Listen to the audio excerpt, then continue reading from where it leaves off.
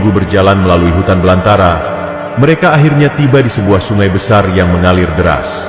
Awalnya, Raden Arya mengira sungai ini adalah Sungai Cimanuk seperti yang disebutkan dalam petunjuk.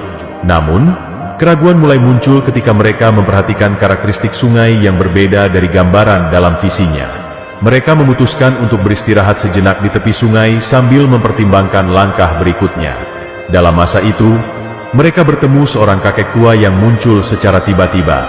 Kakek tersebut, dengan kebijaksanaannya, memberitahu bahwa sungai ini sebenarnya adalah Sungai Citarum, bukan Sungai Cimanuk yang mereka cari.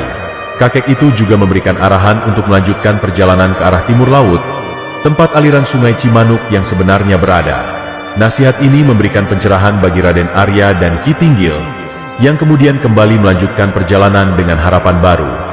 Mengikuti arahan yang diberikan oleh kakek tua, Raden Arya Wiralodra dan Ki Tinggil melanjutkan perjalanan ke arah timur laut. Mereka berjalan menyusuri hutan-hutan yang belum terjamah, menghadapi rintangan seperti sungai kecil yang harus diseberangi dan medan yang penuh duri serta ilalang tinggi. Meski perjalanan terasa berat, keyakinan mereka bahwa Sungai Cimanuk sudah semakin dekat memberi semangat untuk terus maju. Setelah menempuh perjalanan panjang, mereka akhirnya tiba di sebuah aliran sungai besar yang sesuai dengan gambaran yang diterima Raden Arya dalam pertapaannya. Sungai ini mengalir dengan air yang jernih, dikelilingi oleh tanah yang subur serta pemandangan alam yang indah.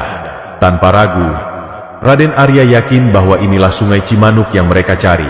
Tempat ini memberikan kesan damai sekaligus harapan baru, menjadi pertanda bahwa mereka telah sampai di tanah yang akan menjadi dasar impiannya untuk membangun sebuah wilayah yang makmur. Raden Arya Wiralodra dan Ki Tinggil menyadari bahwa tanah di sekitarnya penuh potensi untuk kehidupan baru. Namun, sebelum memulai usaha besar mereka, Raden Arya merasa perlu membersihkan wilayah ini dari rintangan, termasuk hutan lebat yang masih menutupi sebagian besar area tersebut.